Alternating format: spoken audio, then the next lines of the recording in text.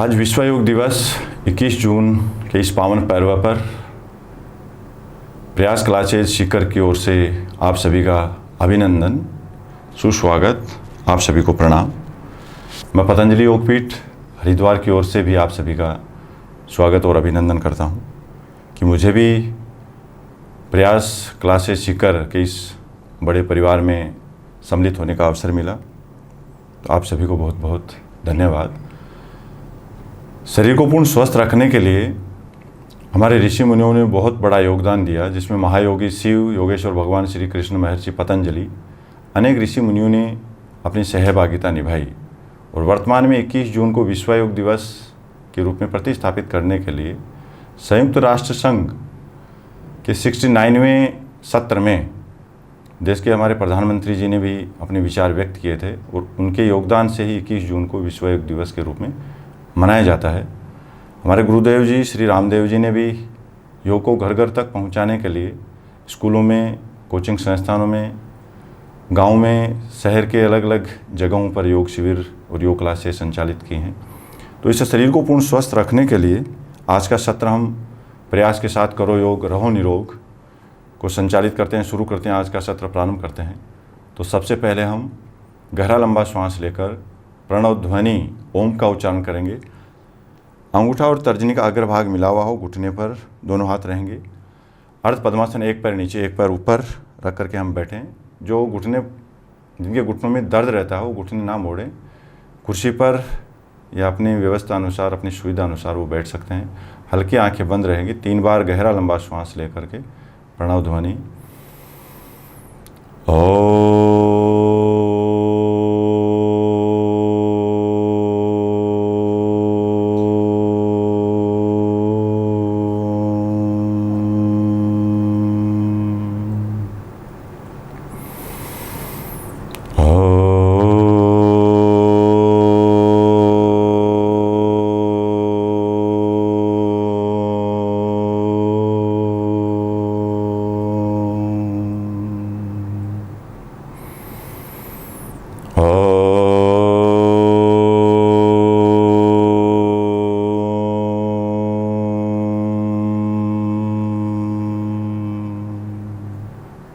परमपिता परमेश्वर से प्रार्थना।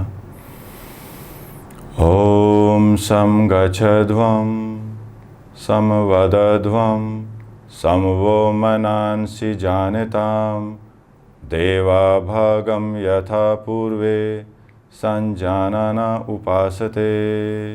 ओम शांति शांति शांति। ओम। ये हमारे वेदों की ऋचाएँ हैं, जिसमें हम सभी साथ रह करके, पूर्ण स्वस्थ रह करके, एक सामंजस्य बना करके अपना जीवन यापन शुरू करें।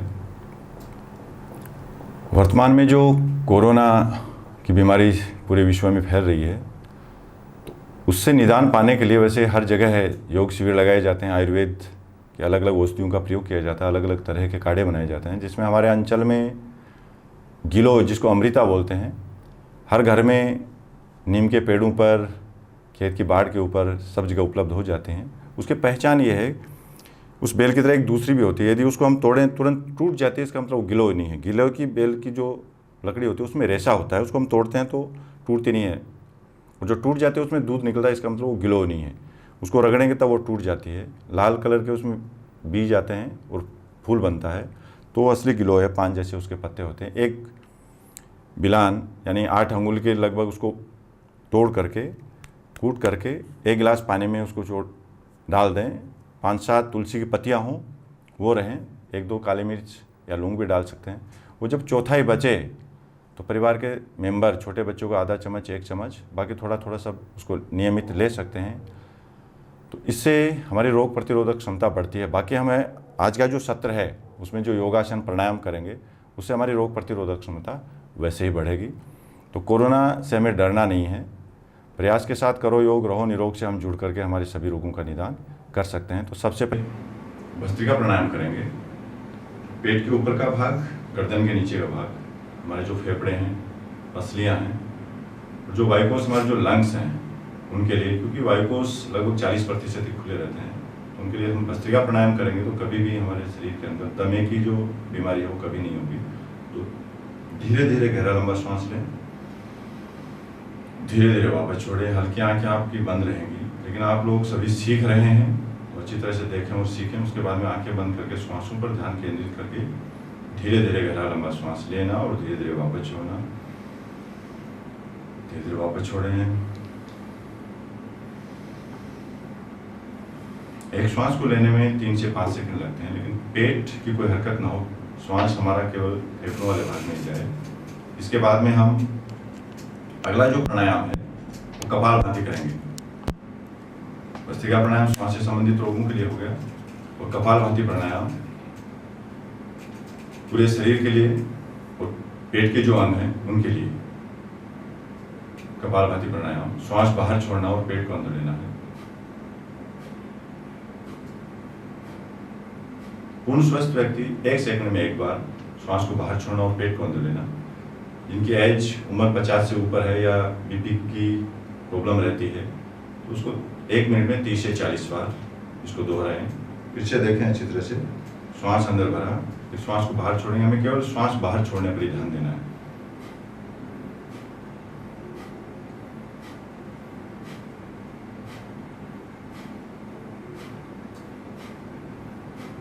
पेट बहुत हेल्दी है, उसको अपने चेस्ट से कम करने के लिए, शरीर को पूर्ण स्वस्थ रखने के लिए कपालभाति प्राणायाम, सर से लेकर पैर तक कोई भी रोग हो उसमें कपालभाति प्राणायाम का प्रयोग किया जाता है। श्वास को बाहर छोड़ना और पेट को अंदर लेना।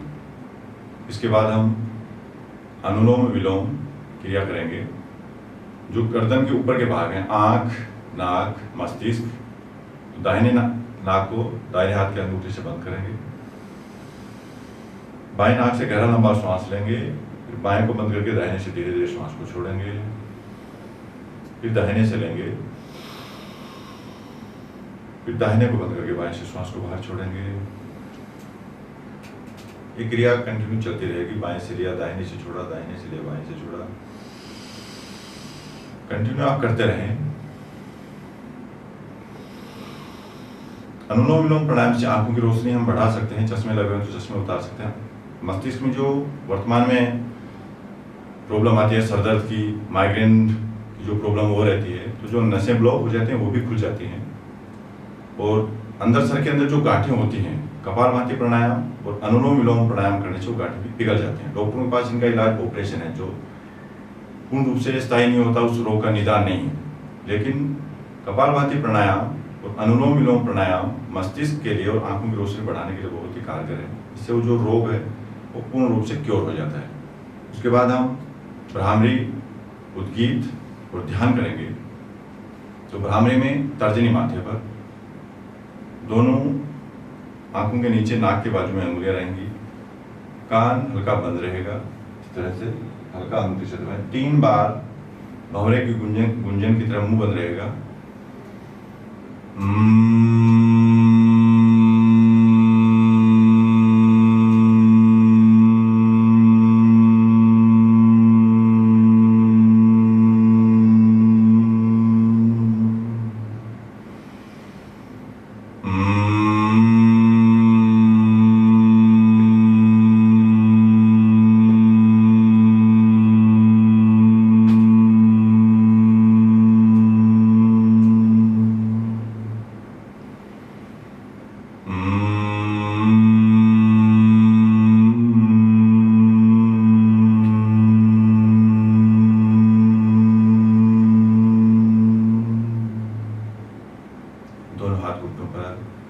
सहज और स्थिर।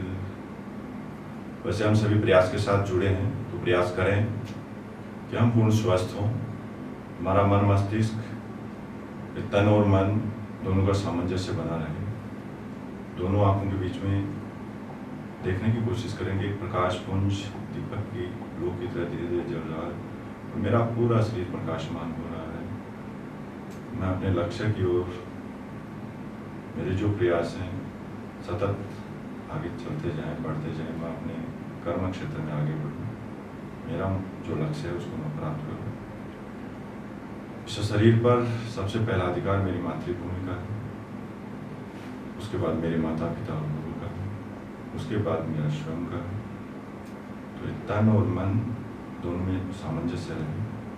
तो योग प्राणायाम के साथ में हम जुड़े, नियमित 10 से 15 मिनट हम अपने शरीर को दें, इससे हमारी याददाश्त बढ़ेगी, सकारात्मक ऊर्जा हमारे शरीर के अंदर सदैव विद्यमान रहेगी। जो नियमित हम कर्म करते हैं उससे हमारी कार्य क्षमता में भी बढ़ोतरी होगी। दोनों हाथ ऊपर उठाएं, आपस में दर्शन करें, धीरे धीरे आंखें खोलें, धीरे धीरे आंखें खोलें।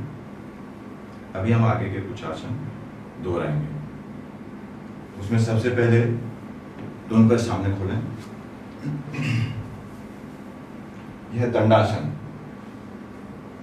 दोनों पैर सीधे, दोनों हाथ बाजू में। जिनके घुटनों में बहुत ज्यादा दर्द रहता है, दोनों पंजों को शरीर की ओर दबाएं, श्वास भरें, फिर घुटनों को नीचे की ओर प्रेस करें, जिससे नीचे फिबिया और टिबिया है, फिबुला और टिबिया है, ऊपर फीमर जो है, उनके बीच में जो गैप कम हो जाता है, ये एक्सरसाइज करने से गैप बढ़ता है, घुटनों में धीरे धीरे दर्द कम हो जाता है। ऑपरेशन इसका कोई इलाज नहीं है, लेकिन एक्सरसाइज आजकल डॉक्टर भी कराने लग गए हैं। धीरे धीरे सभी योगा प्राणायाम की ओर अग्रसर हो रहे हैं। यहाँ से हम सबसे पहले करेंगे वक्रासन। हमारी जो किडनी है, गुर्दे हैं, उनके लिए दाहिना पैर सीधा रहेगा, बायां पैर घुटने के पास जोड़ करके पंजा रखेंगे। लेफ्ट हैंड पीछे, राइट हैंड चेस्ट और बाएं पैर के बीच से लेफ्ट हैंड के पंजे के पास, फिर पूरा पीछे घूम जाएं। जितनी देर रुक सकते हैं रुकें, फिर धीरे धीरे हाथों को निकालें, पैर सीधा करें। आसनों में जल्दबाजी ना करें, धीरे धीरे आसन किए जाते हैं। 1 से 2 मिनट तक वहां रुका जा सकता है, 3 से 5 बार तक इसको हम दोहरा सकते हैं। इस आसन में हमारी किडनी जो गुर्दे हैं, कपड़े एक तरह से छोड़ा जाता है, जो कचरा हो वो बाहर निकल जाता है। यहाँ से हम करेंगे मंडूकासन। मंडूकासन सबसे पहले वज्रासन में बैठे, दोनों पैर फोल्ड करके एड़ियाँ हमारे हिल जो हो बाहर रहेंगी, हाथ घुटनों पर, या वज्रासन वज्र की तरह शरीर को मजबूत बनाने के लिए। हमारा डाइजेस्टिव सिस्टम, पाचन तंत्र सुचारू रूप से कार्य करे, कभी भी शरीर में गैस ना बने। खाना खाने के बाद यही एक आसन ऐसा है जिसको हम नियमित कर सकते हैं 3 से 5 मिनट। मंडूकासन में सब 2 तरह से होता है। एक हल्की मुट्ठी बंद करके सेंटर ऑफ ग्रेविटी नाभि के बाजू में लगा करके श्वास करके श्वास को बाहर छोड़ के पेट को अंदर लेके आगे झुका जा सकता है। लेकिन सबसे आसान लेफ्ट हैंड की हथेली सेंटर ऑफ ग्रेविटी नाभि पर, दाहिने हाथ की हथेली उसके ऊपर, श्वास भरें, पूरा श्वास बाहर छोड़ें, पेट को अंदर, जितना आप झुक सकते हैं झुकें, जबरदस्ती ना करें, सामने देखें, गर्दन ऊपर। इससे हमारे जो शुगर, डायबिटीज, मधुमेह की जो रोग हैं वो पूर्ण रूप से क्योर होते हैं। जिनके नहीं हो 3 से 5 बार सुबह सुबह जरूर करें। और जो विशेष डायबिटीज के कोई रोगी हैं वो प्रयास क्लासेज के नंबर आपके पास हैं, आप रमेश्वर जी से, रतन जी से या महिपाल जी से संपर्क कर सकते हैं। तो उसमें हम आपको कोशिश करेंगे उस रोग विशेष के हिसाब से आपको अलग से भी बताएं। तो फिर से एक बार दोहराएं, श्वास भरें, श्वास को बाहर छोड़ें, पेट अंदर, आगे झुकें, जितना झुका जा सकता है झुकें, फिर सामने देखें, फिर वापस श्वास भरते रहिए।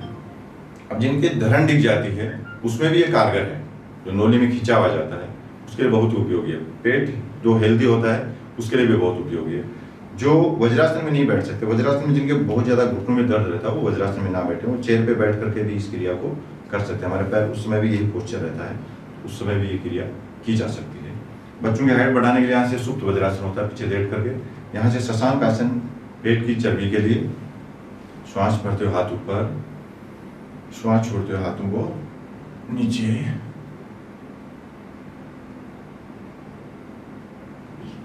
श्वास भरते हुए हाथ ऊपर। यहाँ से हम पेट के लिए और चेस्ट के लिए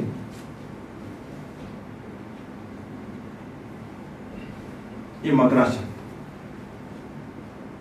मकरासन की क्रिया। यहाँ से हम भुजंग आसन करेंगे, दोनों हाथ कंधों के नीचे, श्वास भरते हुए दोनों पैर पास में, श्वास भरते हुए सेंटर ऑफ ग्रेविटी तक ऊपर उठाएंगे।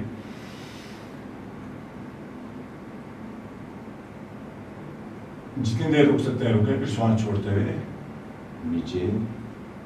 अब पेट ज़्यादा हेल्दी है तो हमारे हिप्स के लिए, जंघाओं के लिए और पेट के लिए इसको हम थोड़ा सा फास्ट भी कर सकते हैं। श्वास भरें, श्वास छोड़ें, इस तरह से किया जा सकता है। दूसरा भाग इसका, चिन के नीचे दोनों हाथ रखें, थोड़ी उसके ऊपर, श्वास भरते हुए सामने से ऊपर उठाएं, गर्दन ऊपर।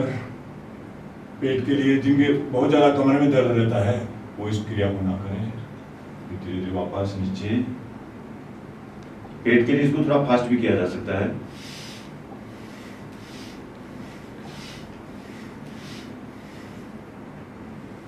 हाथ की दोनों हथेलियां जंघाओं के नीचे, सल्वासन। धीरे धीरे दोनों पैरों को ऊपर उठाएं, जंघाओं के लिए, पिंडलियों के लिए और कमर के लिए। बहुत ज़्यादा कमर में दर्द रहता है तो इसको ना करें। कमर के लिए विशेष अलग से एक्सरसाइज, आसन है। जितनी देर तक रुक सकते हैं रुकें, फिर वापस नीचे। पीठ के बल,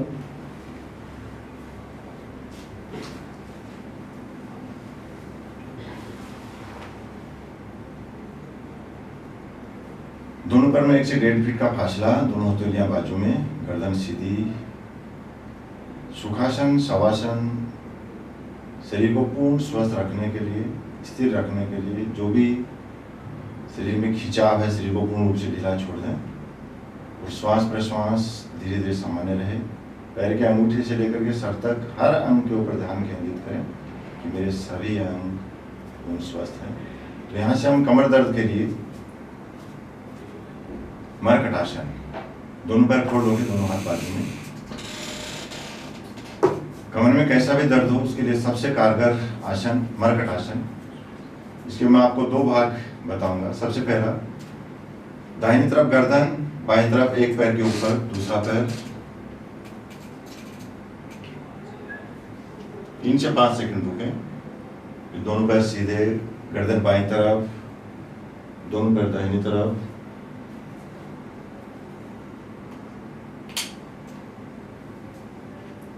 फिर श्वास भरें, लेफ्ट साइड।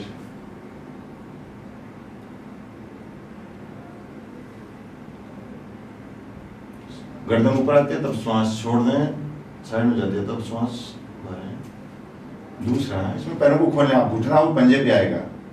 गर्दन दाहिनी तरफ, राइट हैंड का नी लेफ्ट हैंड के पंजे पर, वापस ऊपर। फिर श्वास भरते हुए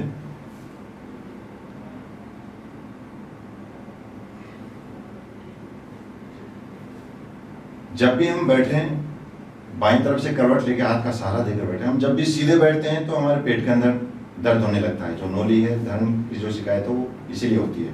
कमरे में दर्द भी हो जाता है और पेट में दर्द होता है। जब भी बैठें, करवट लें, हाथ का सहारा दें, उसके बाद में हम बैठें। आसन बहुत से हैं, जिसको भी जिस तरह का, किसी भी तरह का, परिवार के अंदर किसी को कोई रोग विशेष है शरीर के किसी भी भाग में, तो आपको मैंने बताया कि प्रयास के साथ करो योग रहो निरोग से हम सभी जुड़े हैं। हम सभी क्लासेज भी लेते हैं, तो जब भी कोई प्रॉब्लम हो आप संपर्क कर सकते हैं। तो हम अभी आज के सेशन में, आज के सत्र में एक संकल्प है, उसको दोहराएंगे। फिर शांति पाठ, आज का सत्र समापन होगा। तो सबसे पहले मैं दोहराऊंगा, उसी हिसाब से हम संकल्प को दोहराएंगे साथ साथ में। सभी सीधे बैठे। पूरे विश्व में जो भी क्रियाएं की गई हों, सभी पूरे विश्व में एक साथ ही आसन प्राणायाम की क्रियाएं की जाएंगी और संकल्प को दोहराया जाएगा। मैं संकल्प लेता हूं कि सर्वदा अपनी सोच में संतुलन बनाए रखूंगा।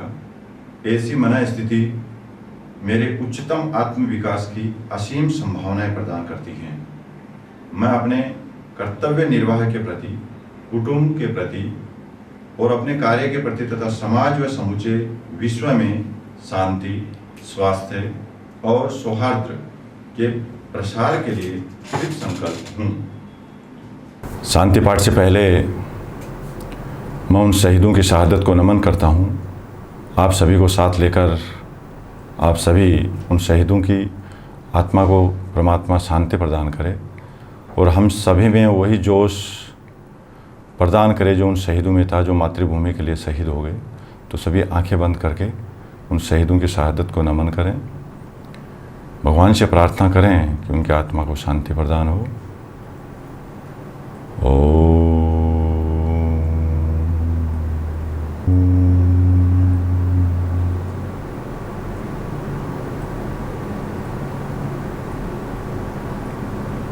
शांति। एक स्वदेशी के जो प्रचार प्रसार है उसमें भी हम सभी का सहयोग रहना चाहिए, क्योंकि विदेशी वस्तुओं का हम बहिष्कार करें। माना कि कुछ बहुत महंगी वस्तुएं हमारे पास में हैं, वो भले ही रहें, लेकिन जो दैनिक चर्या की जो वस्तुओं का हम प्रयोग करते हैं वो हम स्वदेशी जहाँ तक हो सके अपने अंचल में, अपने गांव में, शहर के अंदर या शहर के पास में जो भी वस्तुएं निर्मित होती हैं उन्हीं का हम उपयोग करें। फिर अपने राज्य में, अपने देश में जो वस्तुएं निर्मित हैं उन्हीं का उपयोग करें, जिससे हमारा देश पूर्ण संपन्न हो और विदेशी वस्तुओं का हम बहिष्कार करें। तो शांति पाठ, आंखें बंद, सभी एक साथ दोहराएंगे। ओम सर्वे भवन्तु सुखिनः, सर्वे सन्तु निरामयः, सर्वे भद्राणि पश्यन्तु, मा कश्चित् दुःखभाग् भवेत्। ओम शांति शांति शांति। ओम। आप सभी को प्रयास क्लासेज की ओर से बहुत बहुत आभार, नमस्कार, प्रणाम। और मुझे भी यहाँ पर प्रयास क्लासेज सीकर में योग, प्राणायाम, आसन और आप सभी से जुड़ने का एक अवसर मिला, तो मैं पतंजलि योगपीठ की ओर से भी प्रयास क्लासेज सीकर का हार्दिक अभिनंदन और आभार व्यक्त करता हूँ।